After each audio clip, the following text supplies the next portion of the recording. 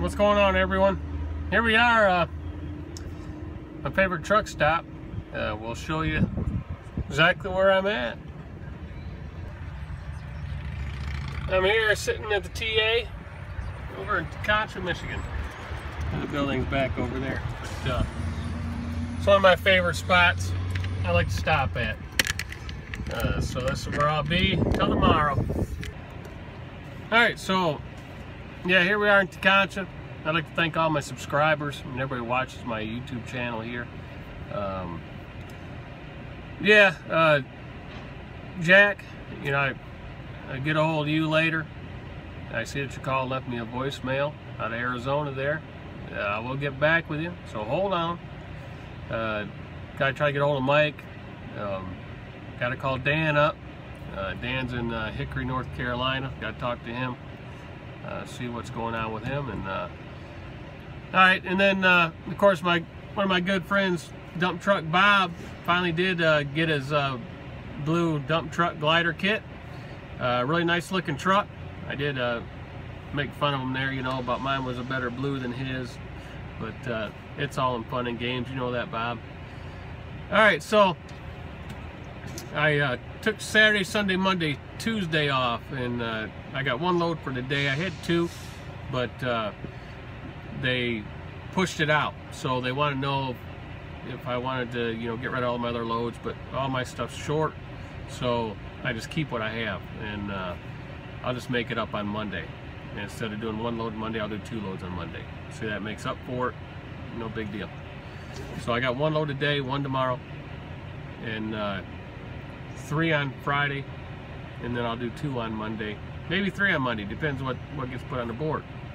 If I get that third load in, I'll do it, you know, or Saturday or Friday night, you know, Saturday morning, if they put some short ones on there that I did last week, man, I'll do them all. They put 5 or 6 on there, I'll click all of them, you know, because they're good paying loads. They're only a couple miles, so why not do them? But all right, so you know, that's what we're doing. You know, I do get a lot of different comments on the pages, and all right, well, you know, there it goes, people messing up my video. My buddy Keith called in, messed up my video. Keith, I'll call you back in a minute, just hold on. All right, so he's my snowmobile buddy. But you know, I get these, you know, other comments like, you know, you're not an owner operator because your name's not on the title, you know, and everybody wants to put you in a category, okay? It doesn't matter if your name's on the title, whose name's on the title. If you're paying for the truck to use it, don't matter if you're renting the truck, leasing the truck, or even if you own the truck, it doesn't make a difference. If you haul the same load I'm hauling, it doesn't matter whose name on that title, we're both making the same amount of money. It's just that I run my business different the way you run your business. You know, not everybody runs their business the same. So we're both in the trucking industry. We both have a truck that's not owned by a company. So we're independent contractors. And then you get some people say, oh no, independent contractors mean this. No, independent contractor means that if you get paid by a 1099, you're an independent contractor. Case closed. Doesn't matter if you have your own authority or whatever. If you sign a contract to haul freight for another company and they pay you by 1099, you're an independent contractor, so I'm not going to argue that stuff over again. All right, so now it doesn't matter how you got your truck, who you're paying for the truck. You know, what matters is you know how to run your business. So you use the tools that are out there. You know, get yourself a good trucking program. I use foglinesoftware.com, Trucking Pro. I use that one because it's the easiest one I found to use. Works really well.